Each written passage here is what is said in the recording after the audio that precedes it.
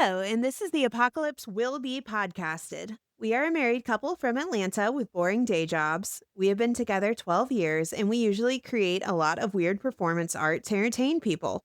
But we are trying our hand at having a podcast because we have had an obsession lately, and that obsession is Dungeon Crawler Carl.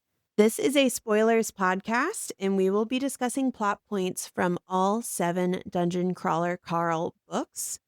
You should not start this podcast until you have finished book 7. We will not be discussing anything from Patreon or the Pineapple Cabaret. There are spoilers from this point forward. Be warned. Here we are in chapter 14. We have the 4 phases of combat plus triggering conditions. Current phase, the ceasefire, 50 hours left. The ramp up triggers when the ceasefire ends, 180 hours. Open hostilities triggers when the ramp up expires. The peeling of the Rocos triggers once 4 teams remain.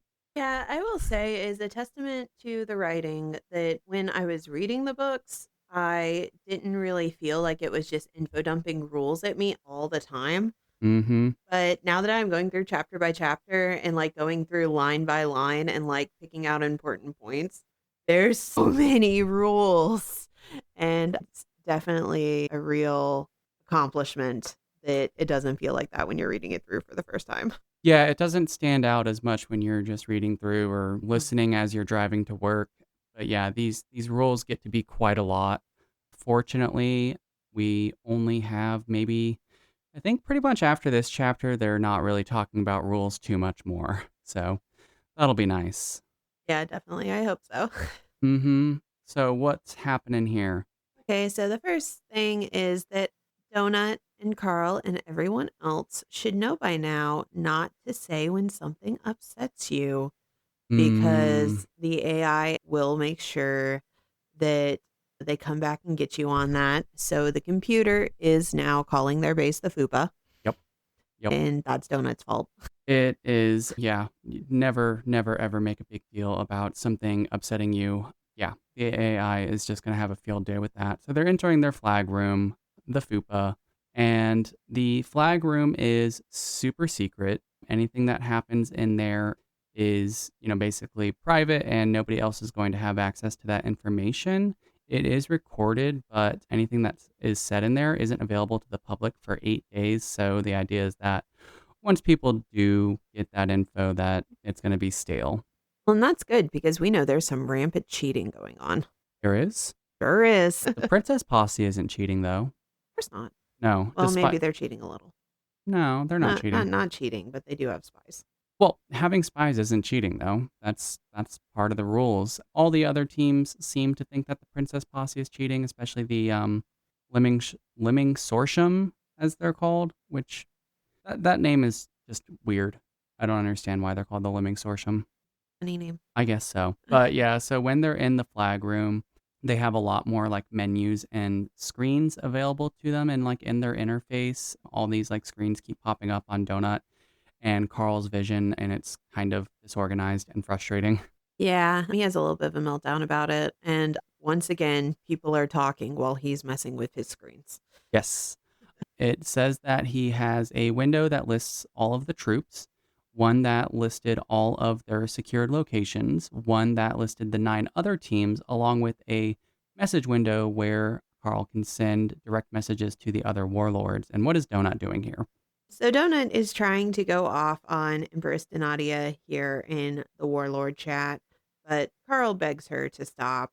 And I think that's the right move. There's already a lot going on in this chapter, and there's a lot of unhinged rants from Donut later in the book that are perfect chef's kiss. So I just feel that now's not the right time. I wouldn't say that they're unhinged. I think that they are perfectly adequate and calculated.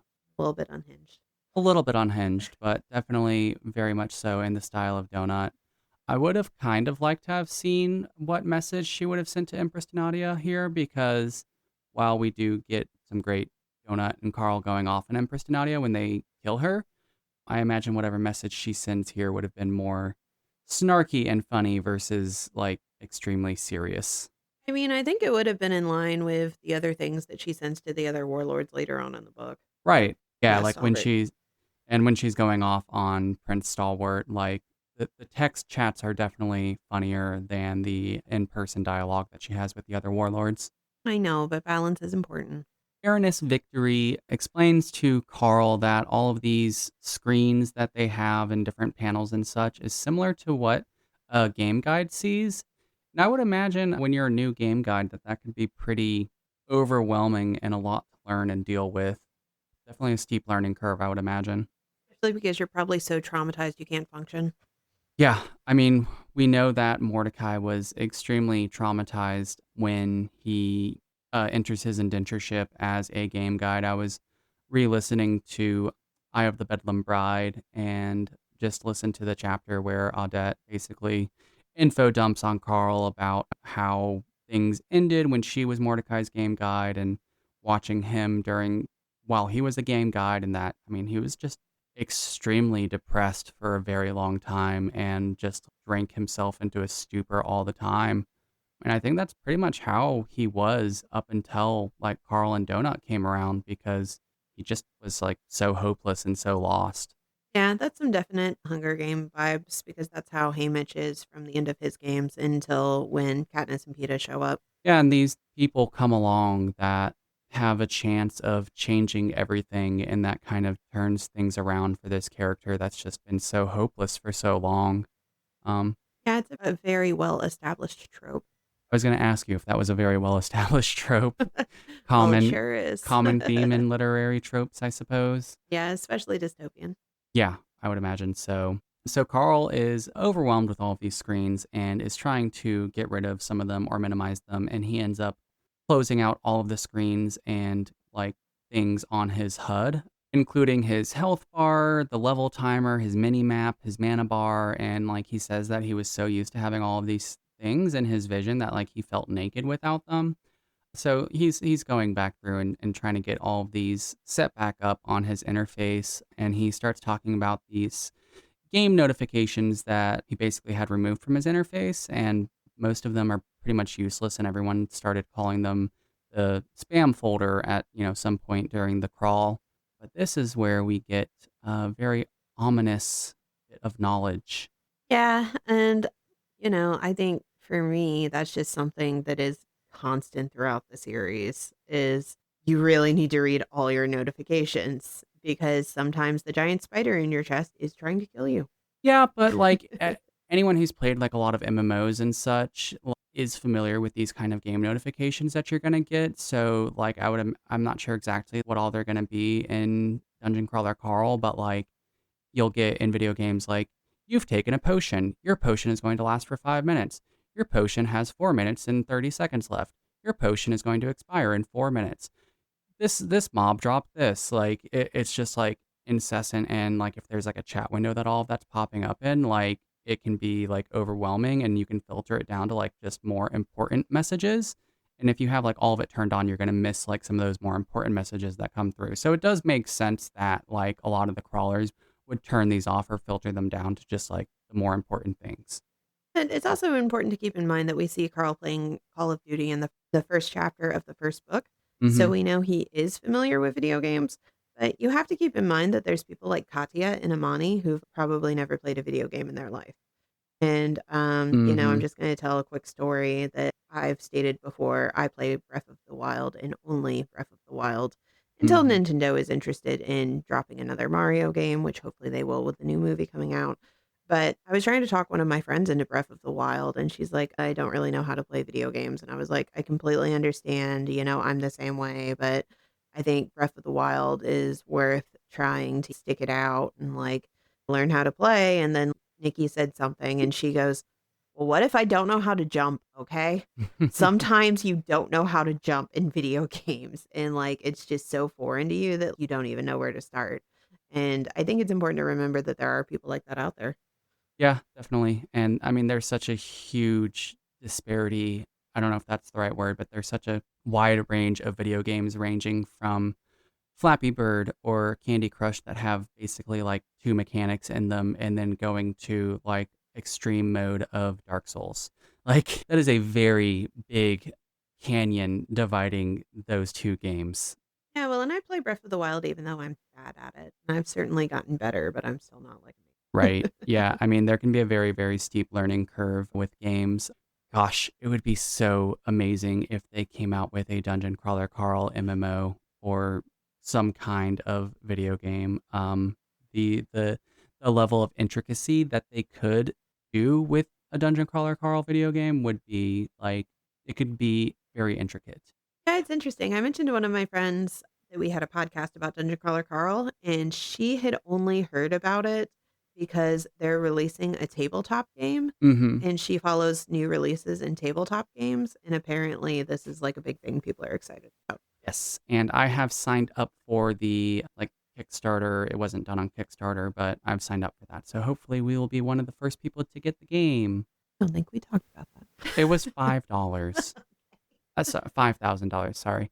Anyways, moving on. So Carl is hit with a sense of horror when he sees all of these notifications, hundreds of them. Loom Wraith phase failed to activate. Mind balance prevented activation. Your attempt to disable mind balance was prevented by mind balance. Your mind balance has risen to level 9. And he realizes that she, Maria, has been trying to spam spells nonstop, but they keep getting prevented by the mind balance skill or spell that is associated with his Embrys toe ring, which is also like what allowed him to be able to like store the slug paw disease, etc. Carl should really get cured of his slug pox That's gonna happen eventually, I'm sure. But someday. someday, yeah, but he basically realizes that, like, she, Maria, is constantly battling to take control over him. If she was able to activate Gloomwraith phase during the suicide bomber attempt, he thinks that he would have survived that while he was phased, but everyone else in the room might have died. Like, Donut would have just been blown to bits. So, Well, like, and this is what's pretty horrifying. interesting is that Carl does say that she has her cockroach spell, but Mhm. that won't save her if she's literally blown to bits. Yes. And that is good foreshadowing for later. Is it? Not for Donut. Mhm. But yeah, so he messages Mordecai and is like, "Hey, we gotta talk." And Mordecai is just like, "Yeah, it's about She Maria, right? Rosetta and I are working on a plan for that, but it's not gonna be pleasant for you."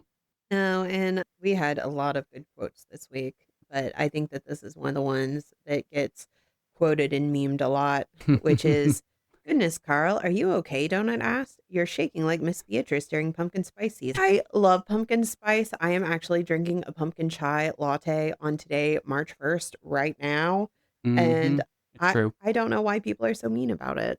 It's delicious. It's because I mean, I guess it's viewed as basic, but certain things just have a stereotype associated with them and seen as like basic or overdone. And, like people say that about vanilla, Well, I but mean, also, I think most people have only had pumpkin spice from Starbucks, and Starbucks pumpkin spice is trash. You have to get it from an independent coffee shop. yes, support your local independent coffee shops. There needs to be more of them. You can read Dungeon Crawler Carl while you're in them. You absolutely can. We did that. It was very cold because there was no seating inside, only outside. It was a silent book club, and we didn't stay for very long because, as I said, there was only seating available outside, and it was January. Well, reading is very in right now because you have to get to the silent book clubs maybe an hour before they start to be able to actually get a seat. Yes, at least here in Atlanta, maybe in other cities where they actually have like a big coffee scene, an independent coffee shop scene, like in Seattle, maybe that's less so the case. But here in Atlanta, we only have like 10 like independent coffee shops. It's ridiculous. Baroness Victory tells Carl that most warlords stay in their flag room for basically the entirety of faction wars, bunch of babies. But the orcs, the reavers, and the dream all choose to lead from the front. At least they're, I guess, leading by example to an extent. But I mean, we know that all of this faction war stuff is really just a bunch of like whose dick is bigger, basically. Yeah, it's just an ego contest.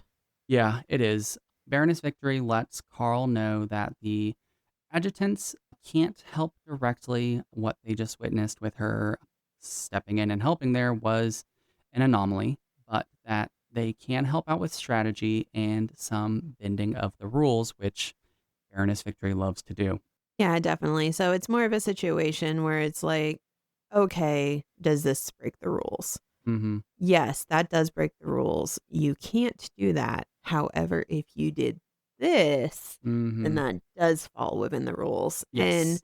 I wanted to be a lawyer when I was younger, and love law in this capacity, like the same way that Princess or the same way that Baroness Victory does. That's one of the reasons she's my favorite characters is I do find the way that law can be interpreted just to be so interesting. Yes, unfortunately, that's usually used to the detriment of the little people of the world, which is a lot of what these books are about. She does remind Carl that she will absolutely call fouls even on them. This is where Donut asks, "What was your sister like?" Yeah, and Carl is very confused at first, but Donut says it's important and that she really wants to hear an answer. And basically, what Baroness Victory says boils down to is that she used to be close to her sister until she got married and joined the royal family, but that her sister had reached out to her to see if they could meet up right before she died and that it seems like she had a lot of disappointment in life because life with the royal family wasn't what she had hoped. Yeah, and she says that once upon a time that they shared a very similar outlook on life, and I wonder, like, if Uglu hadn't, married into the royal family, if, maybe she would have ended up on a similar path as Baroness Victory. Yeah, perhaps, but reason that Donut wants to hear her answer is that she's still trying to size her up. Mhm. And she says that you can tell a lot by how people talk about someone who is dead. And Carl is like, "What TV show did you get that from?" And Donut is like, "Not everything's from a TV show, Carl. Sometimes I just have my own ideas." Yeah, maybe I'm just insightful, Carl. I did also want to say that Baroness Victory said about her sister reminded me of when she was basically being interviewed to be their adjutant back on floor 8. She is like telling Carl that she can be impartial because she sentenced her own aunt for tax fraud, basically, which, like, I think that's a very good point to call out if you're saying that you have the ability to be impartial. I do. I think that's very valid. And just love this exchange. It's such good character insights for both Donut and for Baroness Victory. And it's a really enjoyable passage in the book for me. Absolutely, but Donut's basically like, "Yeah, we need to know if we can trust her," and Carl says, "We don't trust anybody, Donut, not at first."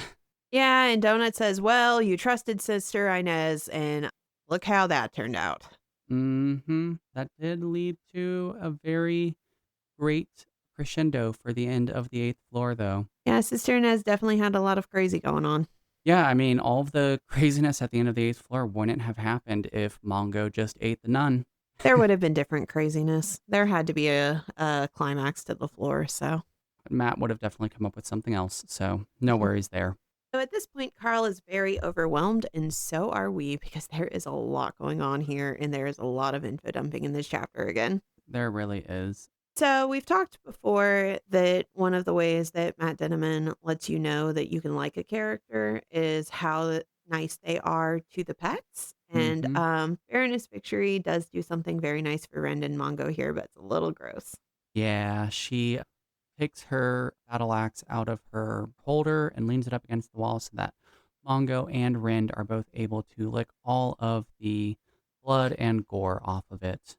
It says even Florin is grossed out about that, Mm, but I do think that it's a really interesting character moment because Donut and Carl were talking about if they could trust her, mhm, and then she immediately does something nice for the pets, mhm. which is one of the biggest ways that these books signal that someone's a good person.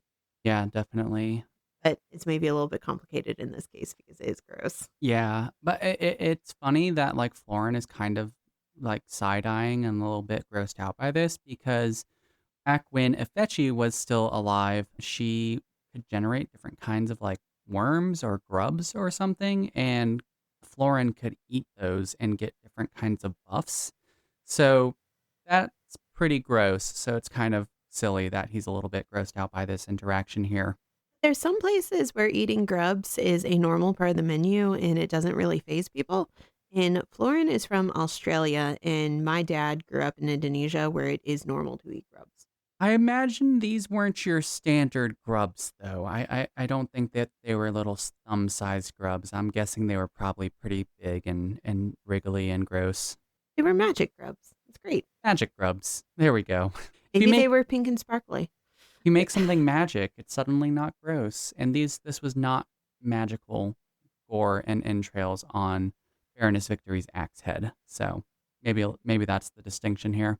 Perhaps. So Baroness Victory is letting Carl know that the trade that they did for Shantytown was a very smart trade because it adds an extra layer of security around Laracos that the Princess Posse controls. Well, and it says that even if Shantytown gets taken, that doesn't mean their base is taken, which is why it's a good call. Yes, it's a very good defendable position, and it should come with its own city defense system similar to what Laracos has. And basically, they're able to upgrade it. And Carl says that they still have 3 upgrade coupons available. And she says that maybe using that on Shantytown could be good, but using it on their own base would probably be a better use of those coupons. Yeah, and Brittany is learning more about the city defense system and still following Juicebox around trying to get more info. Yes, and that city defense system plays a pretty big role later in the books, although I feel like it does more damage to Carl and causes more problems for Carl than I feel like it solves for him. Yeah, That's the way a lot of things go around here. it definitely is. They were finally able to get Lena added to their team. Mordecai was able to brew a special kind of potion that like negated some of her auras so they could finally make physical contact with her. I think they threw the potion at her. I handed it to her, I suppose. I mean, I guess she can touch things and it's not going to hurt Right. Yeah, I it. don't think it's like electricity where if she touches something while you're touching it, it's going to flow through. I mean, I'm sure she could do that if she wanted to. I know that like they say that touching her is bad and you're not going to have a good time, but like what exactly happens? Is it just going to be extremely painful? Or do you go permanently blind or insane? Like they don't specify what happens. No, I just always assumed you got a debuff. Just very unpleasant. But Lena joins the crew and she asks if her and some of her people can help with building the defenses around Shantytown. What those exact defenses are, I don't recall at the moment. We'll just have to talk about that when we get to it later in the book. Knowing her, probably murder traps. Murder traps, definitely. That would make sense. Yeah. So the Bone Clan of the Skull Empire gets a pre-built castle for winning last year. Yeah, you get a pretty big benefit if you win Faction Wars, where yeah, you get like a pre-built castle and in a more defendable position. And for like the next 5 paragraphs, we get a breakdown of the geological topography of the floor and mountains and lakes and this river running through the Skull Empire territory and through the Operatic Collectives territory, which is just more world building, but it's overwhelmingly not important. I think the only important things are the mountain defendable position that the Skull Empire's castle is on, and that's where they use the dwarven diggers to basically cause a volcanic eruption to happen. And then that river of lava follows the river heading towards Laracos. Yeah, and there's a lot of things about the rules and very specific details in the next couple of pages, which are good to know, but I don't think that we have a lot of commentary Mm. to add to them. I think the biggest thing is that Carl is just losing his absolute shit because he's finding out that they have 100K soldiers sitting on the edge of their territory waiting to come in as soon as open hostilities start. Yes. Ramp up, not open hostilities.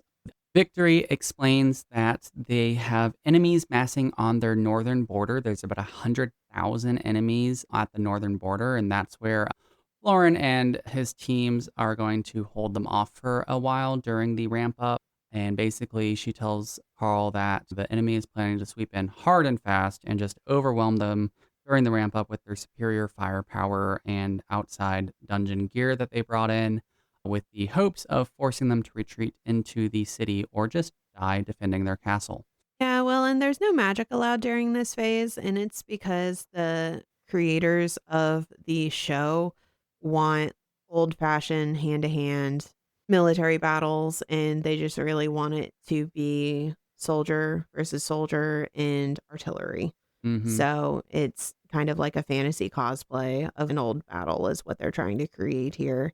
But with the, intricacies of what the rules are. So Donna is pretty upset because she can't use her puddle jumper and she can't use her wall of fire.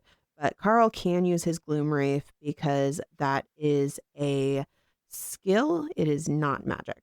Yes. Victory asks Carl if he is familiar with the rules of the ramp up, and he's like, no, I'm not familiar with fucking anything. And she tells him the season's rules regarding the onset of hostilities. There are 4 phases, and we are in phase 1 right now, the ceasefire. Then there's the ramp up, open hostilities, and the peeling of the Rockos.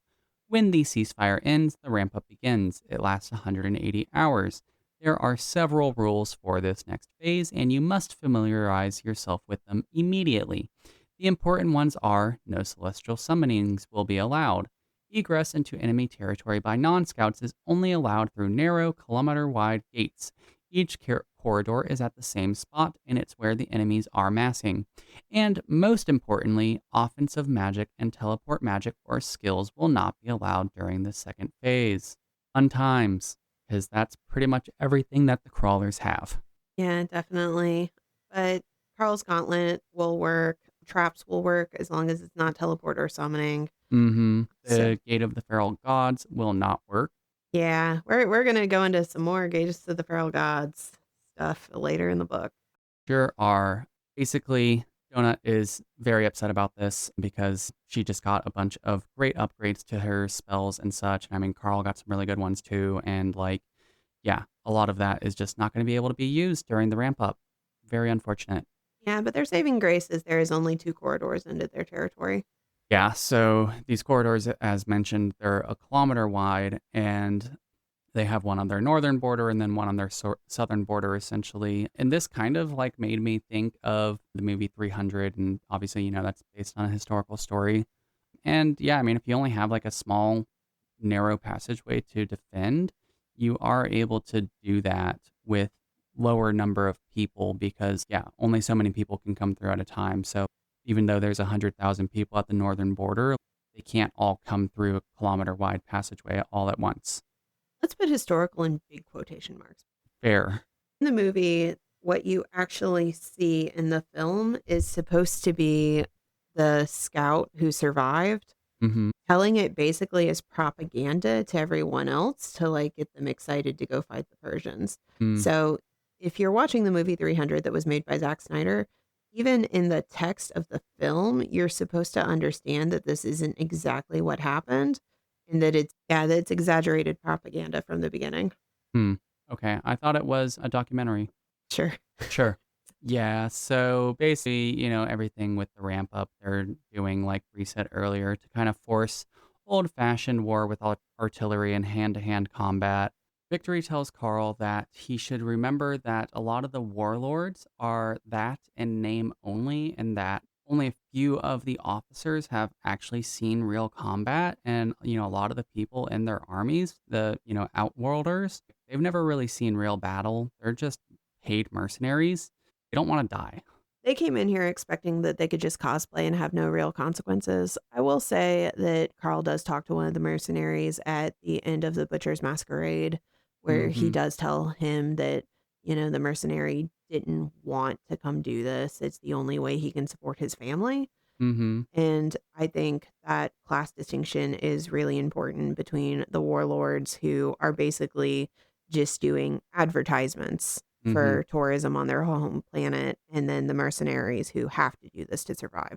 Right. And a lot of the people that got brought in at the last minute didn't come here at all to participate in faction wars. They were, security forces just working on ships and working as security for the elite and stuff. So, like, they didn't even come to do this LARPing of faction wars. So, it makes a big difference when you have two forces that are facing each other, and one of them is people who are all passionate and have a real stake in what's going on and fighting for their lives, i.e., the Princess Posse, compared to people who are just like paid mercenaries.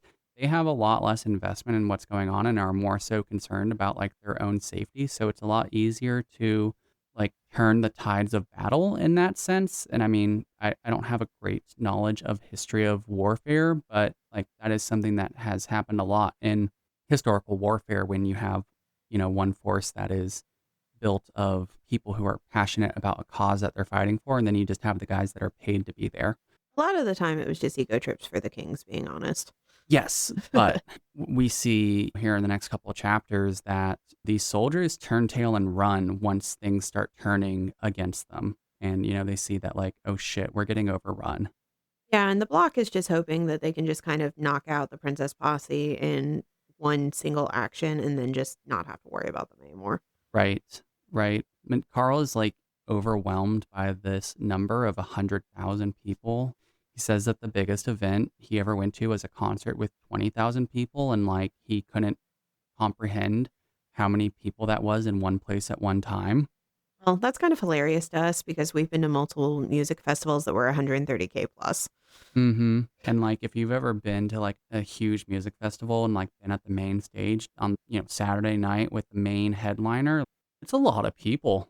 Like, Yeah, definitely. And I know that we've been to EDC Orlando a bunch of times, and their main stage that they usually put like some of the bigger names like Excision on has a choke point coming out of it. mm-hmm. And it's really stressful actually. Yeah, yeah, it does. And like EDC Las Vegas, just absolutely massive. We've been to a lot of music festivals. Let's move on here though.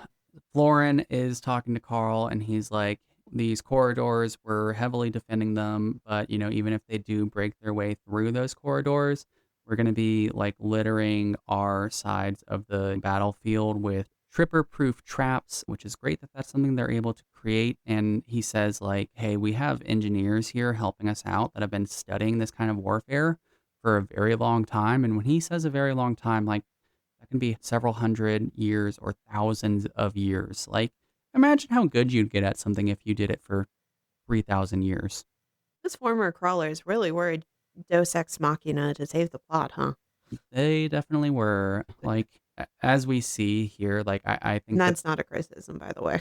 no, but like, I think that if the crawlers really just got to the Faction Wars floor as their own team and like these former crawlers didn't come, I think they just would have been screwed. Yeah, but Carl is having an absolute panic attack. But luckily, we are distracted by this by Louis, Katya, Batista, and Samantha entering. Samantha is hanging out on Louis's shoulder, bawling her eyes out, wiping snot on his neck. I don't know why. I mean, I know he doesn't really want to put up with it, but like, poor Louis. He's just always dealing with Samantha being an absolute fucking menace. You also get a lot more upset about snot than other people Debatable. Um, debatable. But yeah, Samantha's like, I can't believe you didn't tell me about the wedding. I wouldn't have interfered. And Bonnie says, you said you would push her over and take her place at the last second. Samantha says, "You don't understand the intricacies of modern love. And even if I was going to do that, or maybe slit the bitch's throat, that's no reason to get married without letting me know." Honestly, fair point. I stand with Samantha here. I think we're going to do a standalone episode talking about the AMA that Matt did on Reddit this week. But one of the things that he said that was so interesting to me is that Juicebox was supposed to be a one and done character and never come back. Yeah, I'm definitely looking forward to doing a standalone episode talking about that AMA because there was some really, really interesting stuff in there. The way Matt writes is very interesting. He blasts heavy metal while he's writing. I'm sure that appeals to you. It does. Whenever I'm like working or need to focus, I blast aggressive dubstep so I can really lock in. And some people are absolutely bewildered by that and don't understand how I could possibly focus. So me and Matt, we get each other. It may make me a little crazy though. That's fair. Donut lets slip that there is a second bigger wedding, and everyone looks at Donut like, are you serious? What the Donut? Like, come on now. Well, don't worry. If that second wedding is going to occur, I don't know when it will be. No. Sadly, we don't get the big second wedding. We haven't gotten it yet. Not yet. So Bonnie is there, and Carl's like, how'd you get here? And she rode over with Louis on their airship.